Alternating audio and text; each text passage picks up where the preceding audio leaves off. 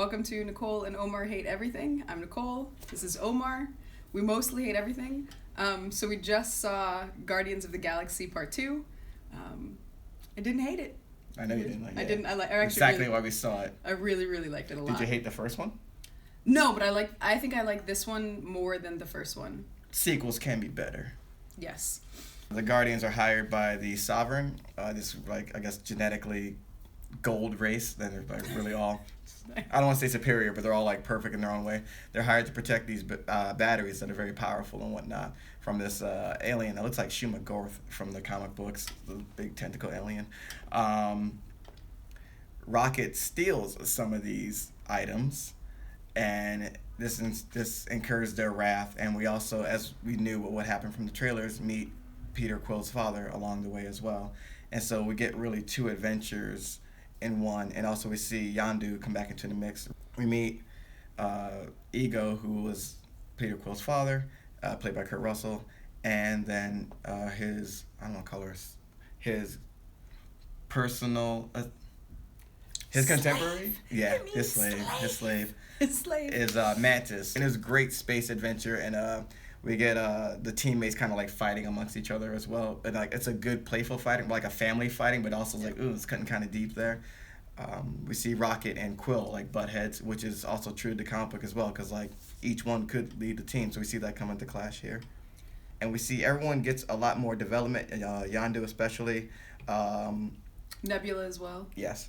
Mantis is new, but she gets expanded upon greatly by interacting with these Guardian members. Rocket gets a lot. Everybody gets to shine.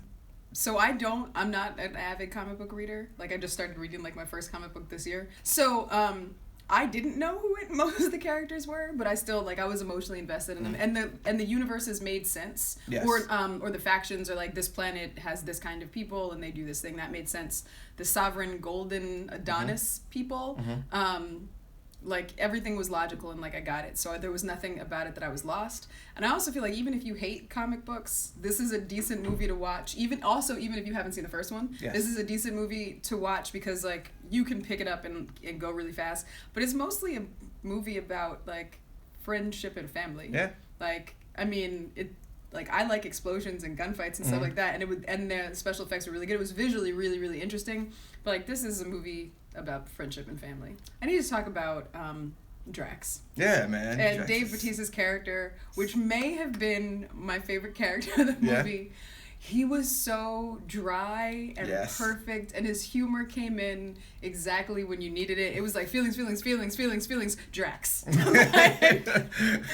you were like, all right, I needed that. Like, thank you for like getting me out of that moment, but also, like, you were still kind of in the moment. Like, I'm not gonna front. It was an emotional ass movie. Batista is really like, it felt like he proved himself in the first one. Now it's like, all right, amp it up, do what you do, and he makes it work like that. But Dave Bautista's like comedic genius, like the timing, perfection, the facial expressions. Yes.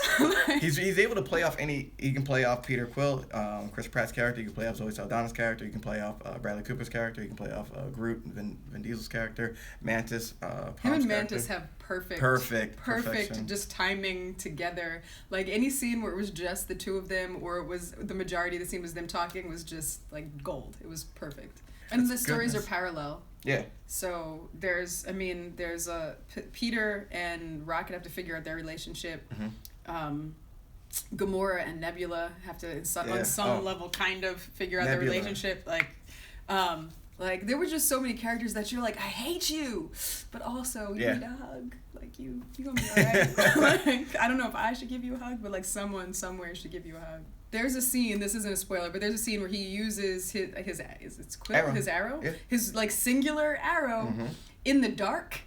It's beautiful. It's just beautiful. Like I wish they had done a couple more scenes of him just murking people in the dark. It was just pretty to visually look at. Stimulating. It was. We also get cameo appearances from Sylvester Stallone, which builds upon more of Yondu's backstory, and also Yondu's number one shipmate Kraglin, I think his name is Homer's favorite character as well. Like him. He comes through. Everybody needs somebody who believes in you. Yeah. Like everybody just needs we all need a person who's like, you fucked up, but I see what you're doing, and and that was that character. Like, Yondu was not a good person. Mm-hmm. Like, he made bad choices repeatedly, but Kraglin was like, I got you. Like, he didn't back down, and I appreciated that. That unfolds in the story as well.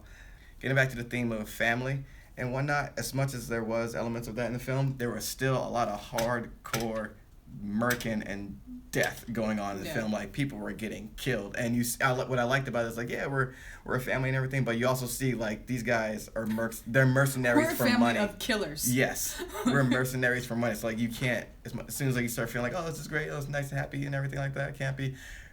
These guys can still, like, kill people out. And I really like Nebula and Gamora having more together, and more of their childhood unfolds as they talk with one another. And we see Nebula's point of view, and you're kind of like, she is not wrong, though. She's 60-40. So I would say, if you got any dead parent issues, or it's my favorite song. It's my favorite radio station.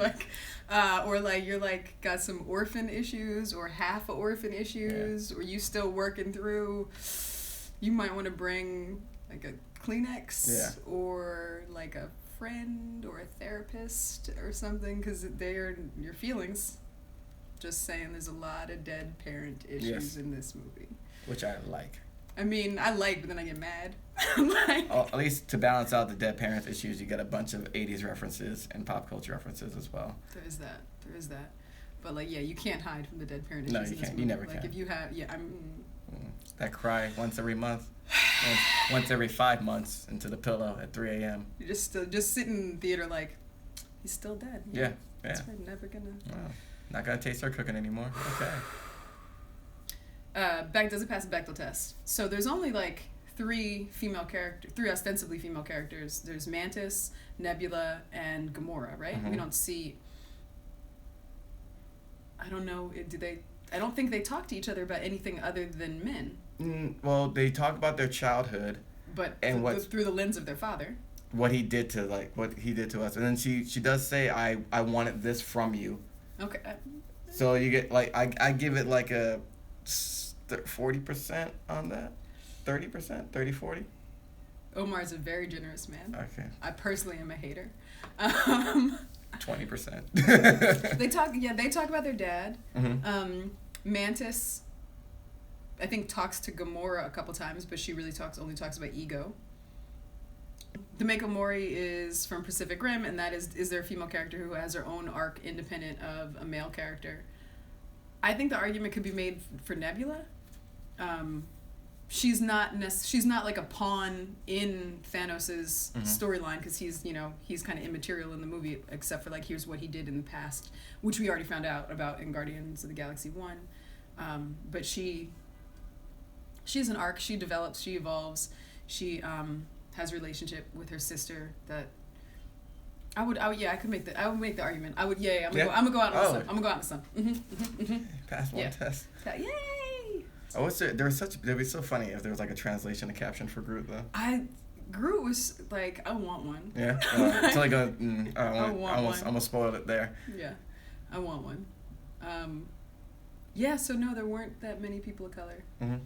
And I don't know that I'm counting Zoe Saldana. Yeah, I know. She doesn't want to be counted, so like, we're not drafting you onto the team if you don't want to be on the team. Like, do what you're doing. I'm gonna give it 9 out of 10 really fucked up childhoods. Oh, okay. What are you giving it? I'm gonna give it 9 point, because I do Olympics.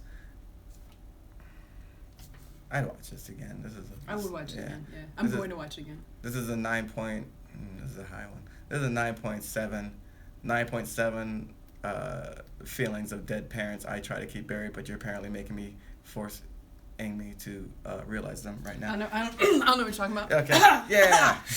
I'm good. Once again, I watch all my feelings from this hot air balloon. Too close.